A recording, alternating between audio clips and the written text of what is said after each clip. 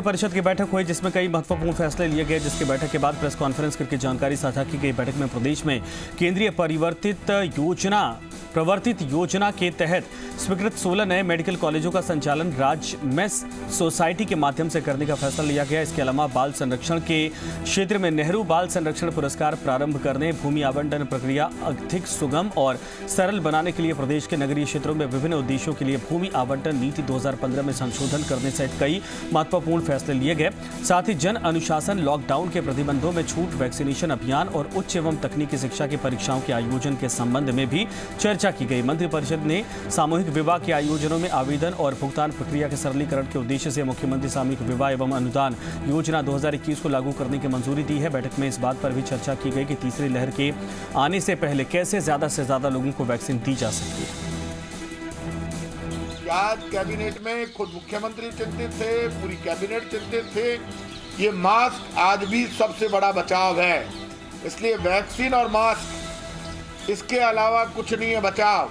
तो वैक्सीन लग जाए तो भी मास्क लगाना पड़ेगा, क्योंकि इजराइल में लोगों ने मास्क लगाना शुरू कर दिया, ब्रिटेन में लोगों ने मास्क लगाना शुरू कर दिया। जिन कंट्रीज में मास्क हटाया गया वहाँ वापस मास्क आ गया है।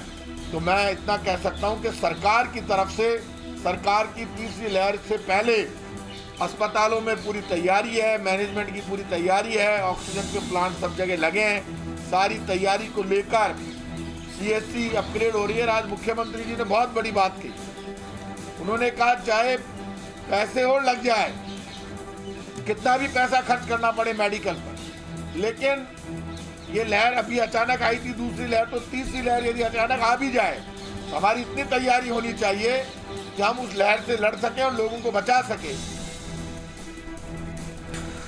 सुशांत बारिक हमारे साथ, हमारे ब्यूरो हेड इस वक्त जुड़ गए। सुशांत, वाकई में सरकार की तरफ से अगर तैयारी की जा रही तो ये अच्छा कदम है, लेकिन और क्या कुछ इस मंत्रिपरिषद की बैठक में बातें हुई हैं?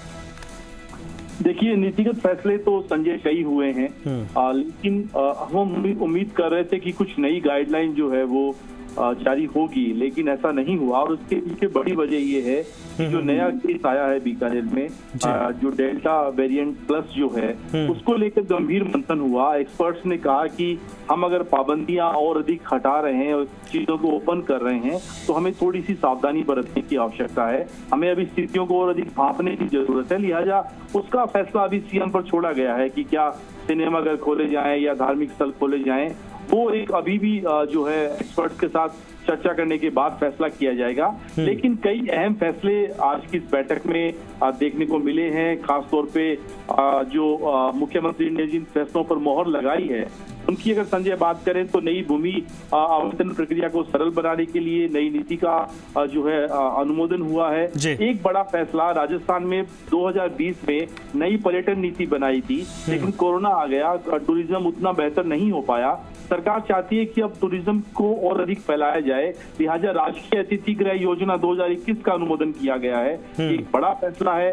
बाल संरक्षण की दिशा में पंडित जवाहरलाल नेहरू के नाम पर बाल पुरस्कार की घोषणा हुई है। जो नए मेडिकल कॉलेज अभी राजस्थान को मिले हैं केंद्र सरकार की ओर से, उनको सोसाइटी संचालित करेगी, ये भी एक बड़ा फैसला है।